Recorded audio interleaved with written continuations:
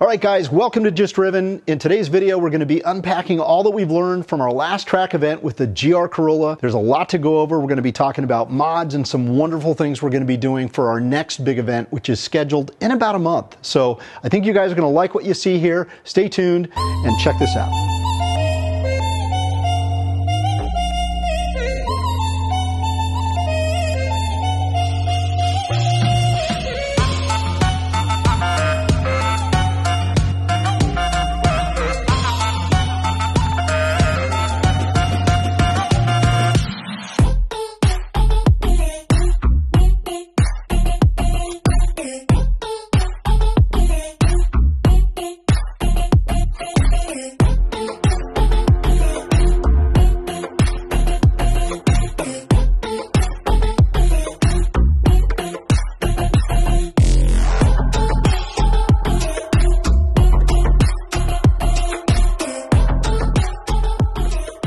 Okay guys, since the last track day we had, there's been quite a few things we've been working on behind scenes, so we want to share some of those things with you right now. One of the things, of course, being suspension. Danny didn't have any complaints whatsoever about braking. In fact, he absolutely loved the braking on this car. But he did mention there was a little bit of an issue with some body roll that he wasn't expecting. We wanted to immediately dive into fixing that problem. With the help of APEX'i, they put the car up on the rack. They had it for several days. They gathered up all that information, put it into a file, and that file has been sent over to APEX'i Japan in hopes that they're going to develop a really bitchin' coilover system that hopefully will come back soon for us, and it's going to be a system that they offer for the GR Corolla. So more to follow on that, and I can't wait to see what they come up with. For you guys that just want to have a daily driver and take it to the track sort of weekend car, this is perfectly suitable the way it is. That wasn't our intent when we bought it. Our intent was to take it to the next level, really use this thing on the track, and so we're going to build this for mostly track related use. We're going to share pretty much every part of our build with you guys on that level. Oh man, 3-cylinder.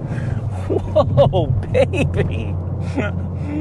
She peppy. You gotta love a car that makes you giggle without scaring you. While Richard had the car up in the air, he went ahead and started speccing out an exhaust system because we want to free up any hidden horse puppies that Toyota left under there in the factory piping. And we also want noise. It's so important on the track to have that feedback to the driver, right? To hear where you're at in your RPM range. When it's factory, I mean, you can hear it, you can see it on the dash, obviously, right?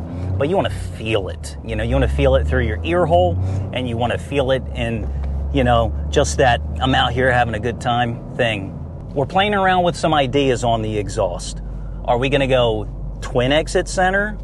All 3 exit like factory? Are we going to do something crazy and put one on the left or one on the right and one style?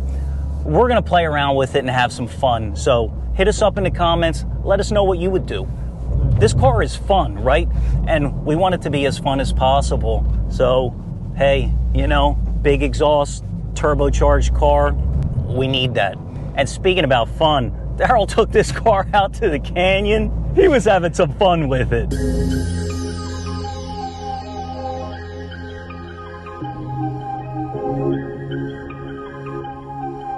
Let's do this.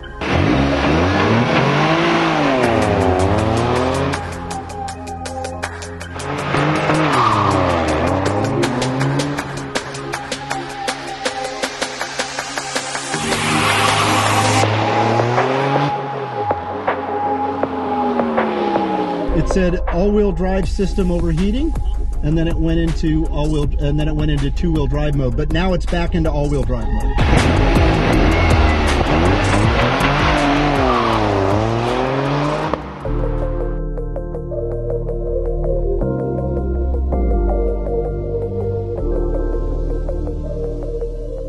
In the last video, we got a lot of great feedback. There's a lot of you guys in Australia that are familiar with this setup in the Yaris, and you guys have run into the same challenges that we ran into, and you made some great recommendations. You recommended the Cusco rear diff cover. You guys recommended heat wrapping the exhaust closest to the clutch pack. We were able to find a photograph of a cutaway that Toyota provided for the Yaris, and it showed the rear diff separated by the actual subframe assembly. What we're curious about is where are those sensors that that triggers the warning to the dash to go into two-wheel drive limp mode. And we want to see exactly where the sensors are located. We'll share that information with you as soon as we get the car up in the air. This is a new platform for us, and we're excited that we've got our opportunity to play with this thing, and I can't wait to actually see what we can squeeze out of this little monster. But by no stretch of the imagination are we suggesting that this is a failure. It's not. We love this car. We can't wait to see what its capabilities are in terms of making these little mods to it. So let's get started.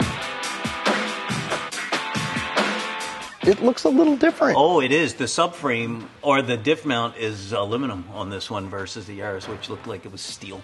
Just look how small that. Here's your sensor right here. Is. Look, is that your sensor? No, that's some kind of vacuum pressure thing, but that's your sensor above it. Yeah, I see it now, yeah. So it is... What the heck is this, a breather maybe? Maybe that's an overflow. Well, where's it going? It's going... Why is this car so low? 2 sets, that's the breather. There is something else above this sensor going into this assembly as well. This looks very much like the cutaway that we located online from Toyota for the Yaris. You know, your clutch packs are obviously here. Differential is just directly behind this little subframe assembly. I don't see any sensor actually on the differential. I only see the sensor on the clutch pack. So what that tells me is the message that is being sent to the computer indicating that we're getting hot is coming from this guy right here. Now, obviously you could see where the exhaust is. The exhaust is super close to the clutch packs. I could see that being a problem, and that's what you guys have indicated with the Yaris, you know, diverting this exhaust away from this clutch pack assembly as much as possible, or possibly doing some kind of wrap around the exhaust could potentially solve the problem. One of the concerns that I have is what happens when it's 100 degrees in the middle of a summer day, and right? What do you... Getting one lap. Right? That's kind of a concern. Yeah.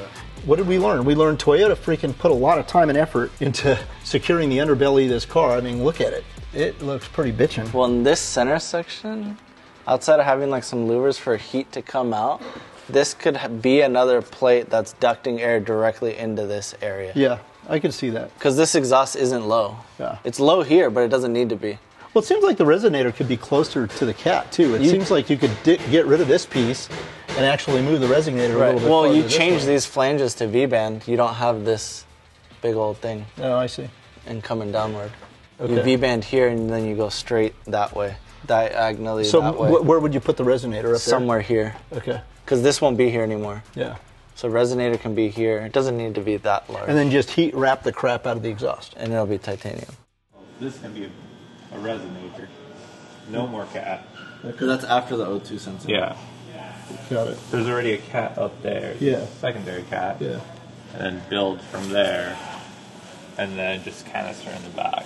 Do this section in oval so it gets another 1.5 inches away from all this. Mm-hmm. And route this one, and I'll do pie cuts in oval to a transition back to around here. Mm-hmm. And then wrap this in that like aerospace grade wrap. So regular piping, say it's like 700 Fahrenheit. When you regular heat wrap it, it comes down to 4. When you do the aerospace wrap, it comes around to like 220, 230. So it's like a lot of heat that's being like kept away. So we want to try that first. Before doing anything. We'll see how much the temperature changes with the exhaust by itself, and then it'll give us a much better idea. Yeah, I think follow the whole and more fluid. Chase it down, get data. At least you have more to share. That's like a worst case scenario. Hey, this car's a lemon. You can't drive it. Fool it. But I don't think it should be that way. So this is our track setup exhaust for heat management. Like that's what we want to accomplish, is literally what we can do at the track. So the whole purpose is to keep the heat away from that. We're going to do the oval pipe next to it to sandwich the pipe, keep it closer to the other heat shield, and then we'll do a dyno test in two-wheel drive, check the temps, and then we'll put that heat wrapping next to it where it goes near the clutch pack, and then retest heat again. One of the other things that we wanted to address on the GR is the seats. Since we're going to use this primarily as a track car, of course our friends over at APEX'i once again stepped in and they were able to secure us a set of Brid. That's hopefully going to provide a lot more stability for the driver. And then Richard over at BSide Fabrication, he's going to install a custom harness bar for us as well so we can get the 4-point harnesses in the car as well. So lots of things going on. There's a lot of little things that are just going to add to better performance. Danny's pretty confident with some stickier tires, a little better suspension that's going to provide less body roll, and some added stability with some nicer seats with bigger bolstering. He's going to get the number down to under 2 minutes. You know, let's see what happens. Even on a cold day, it did get the clutch packs to overheat, which then sent us into front-wheel drive only mode for safety reasons of whatever the diff temp was seeing or the electromagnetic sensor that's in there. Our go-to solution right now for that is, as Daryl mentioned, firstly the exhaust, getting that a little bit further away from the clutch pack, wrapping it in a heat wrapping element that'll radiate less heat towards the clutch pack. And along with that, we come to find out that the clutch pack is a sealed unit, but we want to add some diff fluid capacity to the rear end, because if we have a cooler rear end, it also won't transfer heat as much to the clutch pack. So that's our two main concerns for the cooling of the clutch unit. One of the other things is what we saw that Toyota did to the front diff area. They actually have a duct that is guiding air directly to that front differential. Now our plan is to do something similar on the under tray and be able to guide air, cool air while we're on the straights and stuff along to that clutch pack. If we can get all those three things going, we have the Toyota TechStream updated, we can go ahead and get real-time data to see what that diff temperature is seeing now at this next track outing. So one of the things that threw us into front-wheel drive limp mode, and the reason being, aside from it only seeing a high clutch pack temperature, the Toyota is designed in a way so that this clutch pack is constantly slipping. So it is constantly generating heat. Our friend at Engineering Explained, Jason, explains it in the best in-depth manner. There's 12 discs in there, and it is constantly working to coordinate the ratio that you selected, whether it be track mode, 30-70 split, or a 60-40 split. And again, this is more in-depth in his channel, so if you guys would like to check that out, we'll go ahead and put a link in the description below, so that way you guys can get a better idea of what we're dealing with this diff unit overheating and why we probably overheated it so much in that 30-70 mode. We are asking a lot out of that rear diff that it wasn't designed to do on a high grip surface. Now, when we add sticky tires, it's going to be better for cooling to have the car stay in that 50-50 track mode, because it's just going to allow the clutches to cool better. And as Jason explained in his video, the clutch discs actually go almost fully open when you get onto a straight. So when there's no yaw or steering angle, and the car notices that when you're at a straight, it acts as if it is a rear open differential, because you already have full traction, full grip. It's not fighting for grip, and it's no longer slipping. All right, so like Daryl mentioned, we are getting suspension from Apex Japan. We are working on an exhaust. We have wheels and tires already here. We're just not putting those on until the suspension is dialed and we have this car aligned for our next test day. Now, if all these things come in time, we have 2 days to get this car ready, aligned, and back out to Buttonwillow to see if we can break that sub 2 minute. If the parts don't come in on time, we're hoping that we have a little bit more leeway and time to get some practice in before our first event at GR Movement, which is going to be Daryl driving for our series. And the first event is March 25th, and it is going to be at Streets of Willow. GR Movement consists of 4 events. Be sure to check out GR Movement. We are going to hit all 4 events this year, and it's going to be a hell of a time, and hope you guys come along for the ride. That's going to wrap up this video. We're really looking forward to getting the GR Corolla back on track. So please stop by if you see us, say hello. We love meeting our subscribers. So on that note, thanks for watching. Catch you on the next one.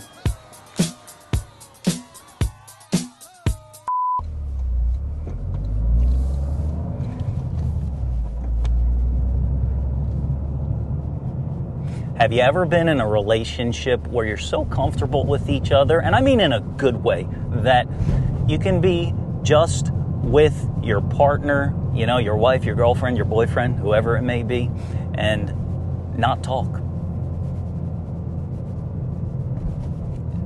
And it's fine. You don't have to fill the dead space.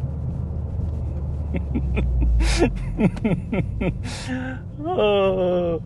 Holy sun glare in my eyeballs, Batman. These are the brakes. Bring it up, bring it up, bring it up, breakdown. Clap your hands, everybody, if you got what it takes.